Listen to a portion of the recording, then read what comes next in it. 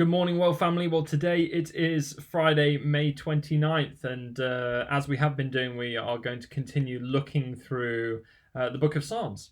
And so here we go. Let's just jump straight in to today's topic. So Psalm 29. I love to imagine that in this particular moment, David was actually looking out, perhaps from one of his houses, at a raging storm in the distance, and it's very clear from the way he wrote this psalm that even in the midst of this absolute downpour and this storm that was potentially destroying huge areas, he saw in it a might, he saw in it authority, he saw in it power, and was just it stirred in him an emotion to worship the Lord. And that's what this chapter is all about. It's all about actually coming before the Father in a pure worship.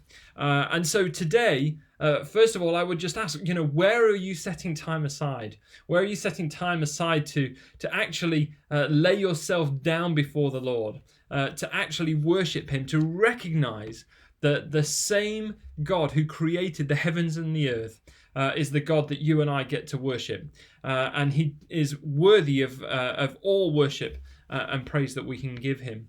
And secondly, the phrase that I particularly love in this chapter is this phrase that recurs throughout it, which is the voice of the Lord. And in it we see time and again, the voice of the Lord echoes above the sea. Verse 4, the voice of the Lord is powerful. Verse 5, the voice of the Lord splits the mighty cedars.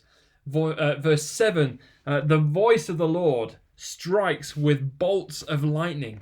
And this is the God whom we worship and we adore, the God that not only speaks with authority and whose words carry authority, but they also carry power and the ability to carry out and do the things that the Lord Himself commands. There are many stories throughout the Bible. I mean, the one that immediately crops to mind in this kind of context is Jesus calming the storm. If there was ever a moment that we were able to witness in Scripture, a time where the Lord, through His words, spoke to a storm with authority and power and saw seas calm. I mean, that was the moment, wasn't it? And in our lives, we all have these moments. But the great thing is that you and I, from the moment we said, yes, Lord, I'll follow you. Yes, Lord, I invite you into my life. Yes, Lord, I surrender to you. We actually stepped into a covenant relationship where you and I actually have access to everything that the Father has for us. And our words, not only with the hands and feet of Jesus, but we also get to speak with the voice of Jesus. And our words now carry that same level of authority and power. So today, is there somewhere in your life that maybe your heart is stirring for something that the Lord has put there? Maybe it's an injustice you've seen. Maybe it's sickness in someone around you.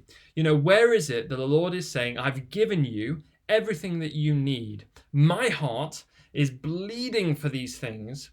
You need to step out and speak to it with authority, and you need to claim the power that I have given you, and that with that authority and power speak into it, and that we would see lives and situations change today.